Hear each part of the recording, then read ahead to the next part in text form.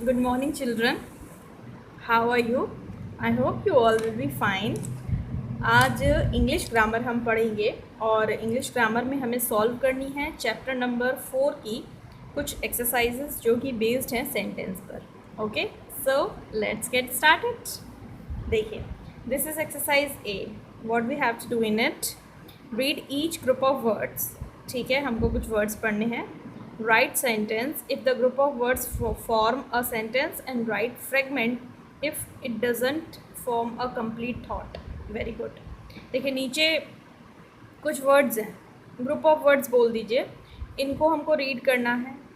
अगर आपको ये लगता है कि ये सेंटेंस है तो इनके आगे सेंटेंस लिखना है, और अगर आपको ये लगता है कि ये कंप्लीट थॉट नहीं फॉर्म कर रहे हैं, यानी कि पूरी बात हमको नहीं पता चल रही है इनको पढ़ने से, इट मीन्स ये सेंटेंस नहीं है, ये सेंटेंस का एक पार्ट है, और पार्ट को इंग्लिश में फ्रेगमेंट भी बोलते हैं. तो वहाँ पर हमको फ्रेगमेंट लिखना है. Okay, for example, Deepak went to the garden. Subject है, वर्ब है, और जहाँ सब्जेक्ट और वर्ब दोनों आ जाएं, समझ लीजिए सेंटेंस कंप्लीट है. तो इसका आंसर है कि ये सेंटेंस है, दीपक गार्डन गया, है ना. चलिए, फर्स्ट सेंटेंस देखिए. मोहित हिट. मोहित हिट, मोहित ने हिट किया.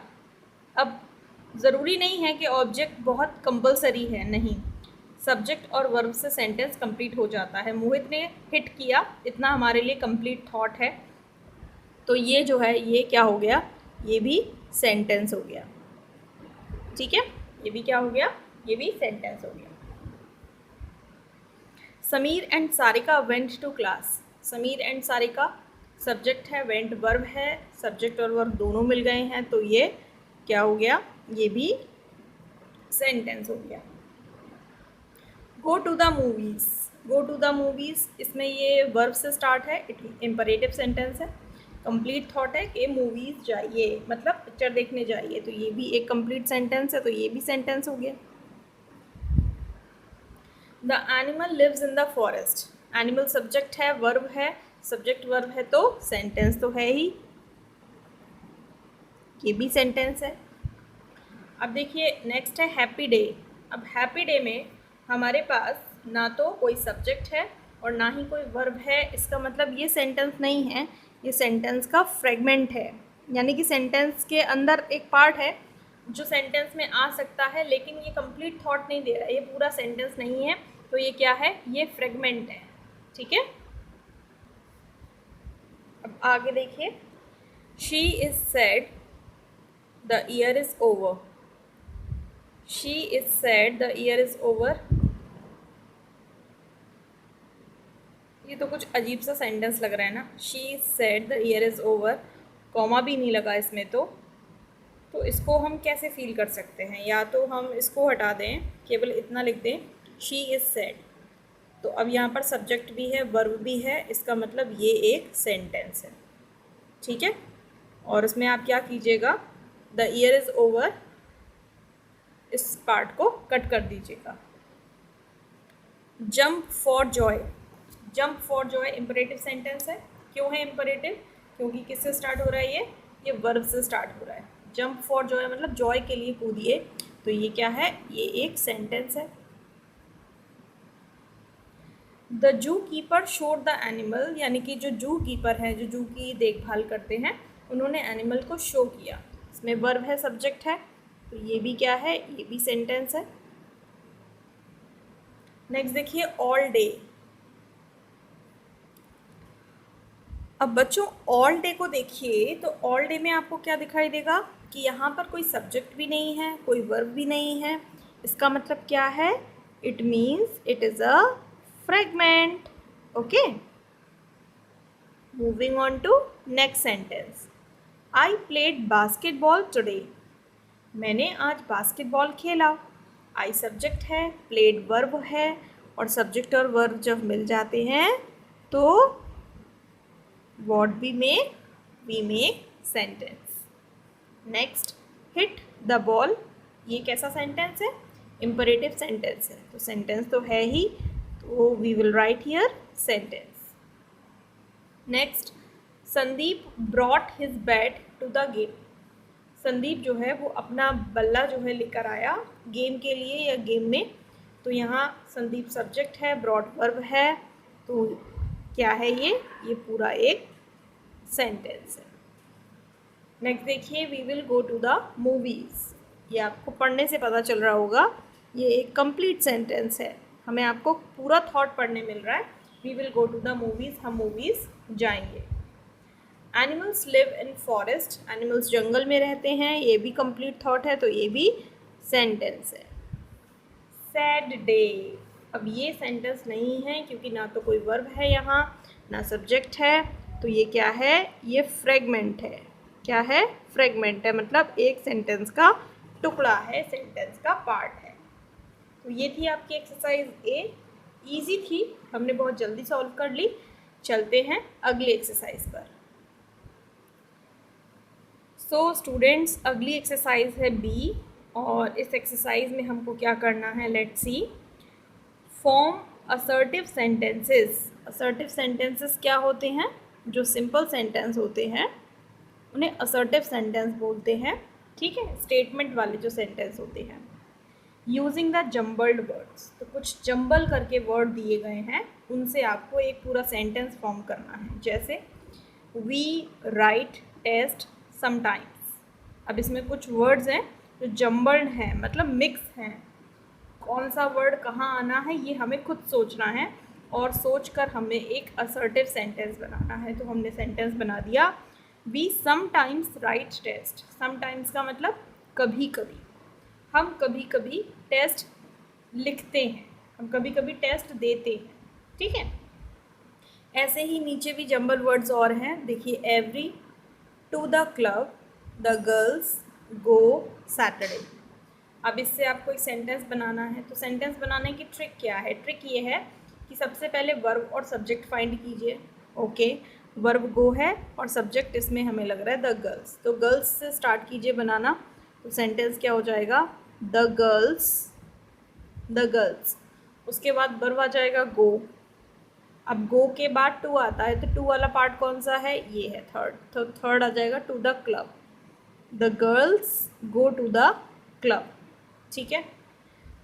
अब क्या रह गया, एवरी और सैटरडे। तो ये आपको पता है कि इसको कैसे यूज़ करेंगे, हम यूज़ करेंगे इसको सिंपल तरीके से, every Saturday, every Saturday.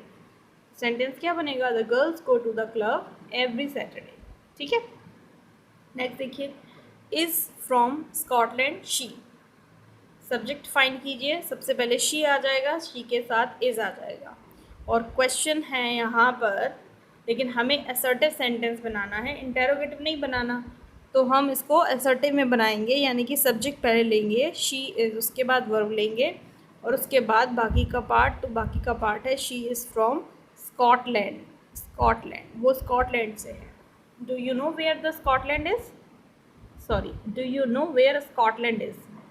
Sorry क्यों बोला मैंने, सॉरी मैंने इसलिए बोला बिकॉज मैंने स्कॉटलैंड से पहले द यूज़ किया था, और स्कॉटलैंड क्या है, एक प्लेस का नाम है, और हम प्लेस के नाम के से पहले कभी भी द को यूज़ नहीं करते हैं, ठीक।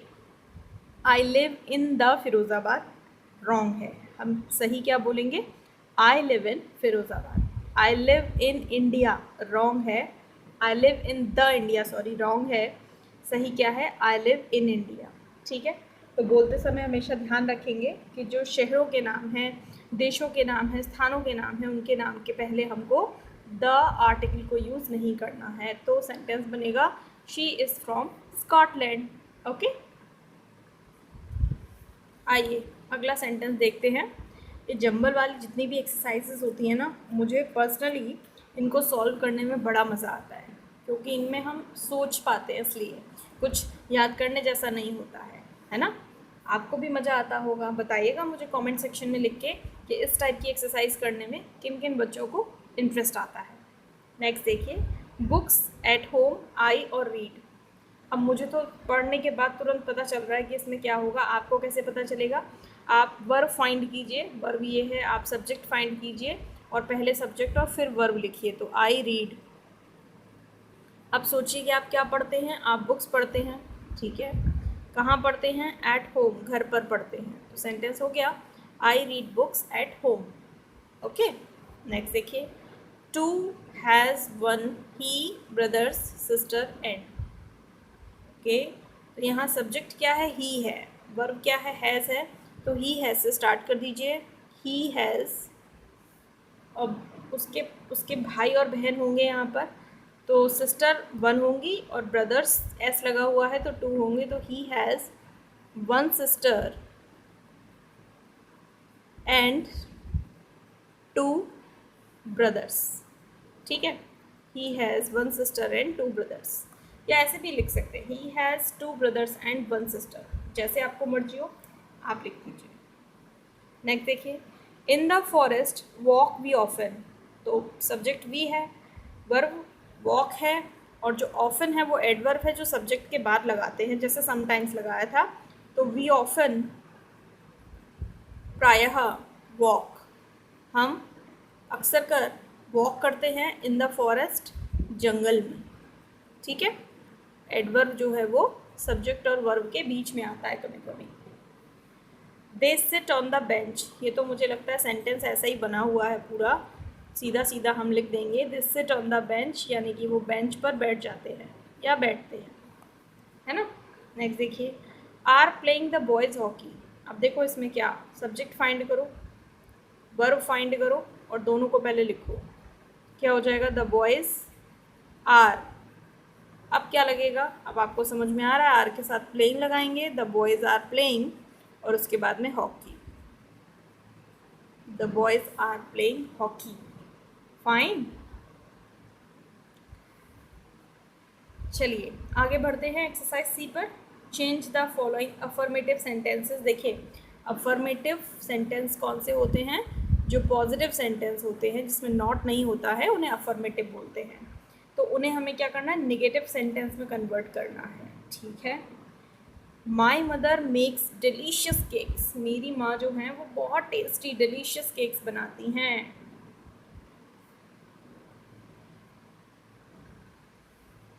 आपकी मम्मी भी डिलीशियस केक्स बनाती होंगी। तो my mother makes delicious cakes, इस सेंटेंस को नेगेटिव फॉर्म में कन्वर्ट करना है। तो माई मदर, अब देखिए टेंस आइडेंटिफाई कीजिए, प्रेजेंट इंडेफिनिट है, प्रेजेंट इंडेफिनिट की बात को नेगेटिव में डू नॉट या डज नॉट के साथ बताते हैं, तो माई मदर डज नॉट, और जब डज लगा देते हैं तो वर्ब जो है वो अपनी ओरिजिनल फॉर्म में लगती है मेक, कोई चेंज नहीं आएगा, no S no E S. तो my mother doesn't make delicious cakes, मेरी माँ डिलीशियस केक्स नहीं बनाती है ना, सिंपल।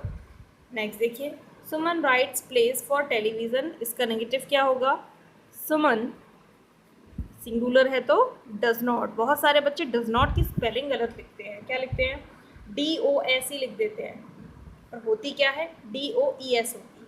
ठीक है, तो ये नहीं करना है। सुमन डज नॉट प्ले, अब यहाँ एस लगा है बट यहाँ एस नहीं लगाना है, सॉरी नहीं, राइट से बनाना है, तो हम थोड़ा ऐसे सही कर ले। सेंटेंस होगा हमारा, सुमन डज नॉट राइट, सुमन नहीं लिखती है क्या, प्लेज, प्लेज मतलब खेलना नहीं है, प्लेज मतलब नाटक है, किसके लिए, फॉर टेलीविज़न, टेलीविज़न के लिए। सेंटेंस क्या हो गया, Suman does not write plays for television. ठीक है, नेक्स्ट देखिए, my sister runs a website, इसका नेगेटिव सेंटेंस क्या बनेगा, my sister doesn't run a website, आप अपने आप से बना सकते हैं अब इसे।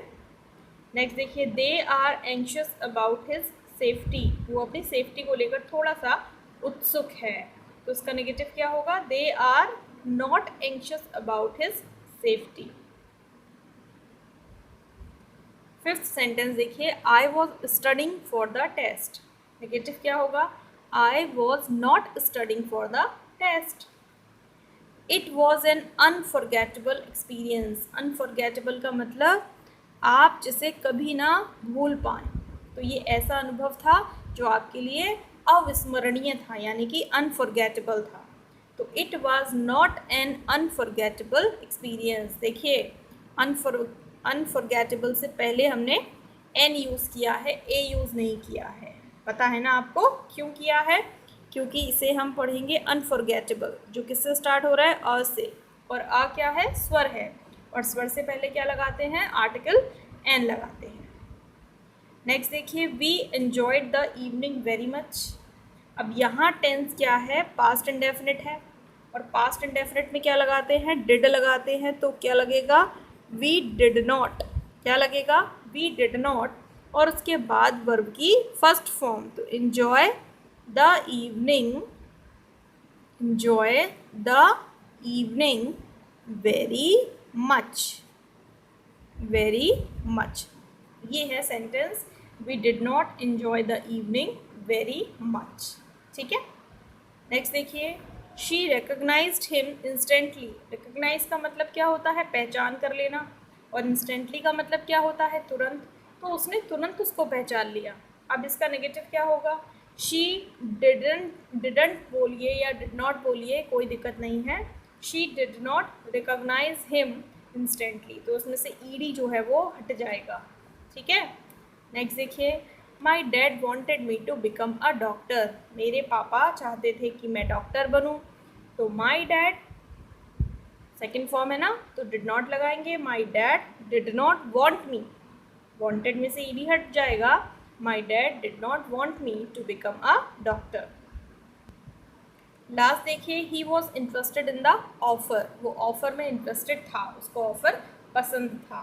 इसका नेगेटिव क्या बनेगा, इसका नेगेटिव बनेगा he was not interested in the offer। वो ऑफर में इंटरेस्टेड नहीं था। ठीक है। इंटरेस्टेड की स्पेलिंग को ध्यान से देखिए, बहुत सारे बच्चे मिस्टेक करते हैं, INTER इंटर, और ESTED एस्टेड, उस वर्ड क्या बना, इंटरेस्टेड। ठीक है, इंटर और एस्टेड से मिलकर इंटरेस्टेड। तो ये थी आपकी एक्सरसाइज A, B और C। अब आप इस एक्सरसाइज को अपनी नोटबुक पर सॉल्व कीजिए और सीखिए, और चीटिंग करके मत लिखिएगा, एक बार वीडियो को देख लीजिएगा, समझ लीजिएगा, और उसके बाद जो आपको करना है वो आप अपने आप से कीजिएगा। ओके, तो नेक्स्ट वीडियो में हम अगली एक्सरसाइज सॉल्व करेंगे। Till then take care of yourself, bye bye.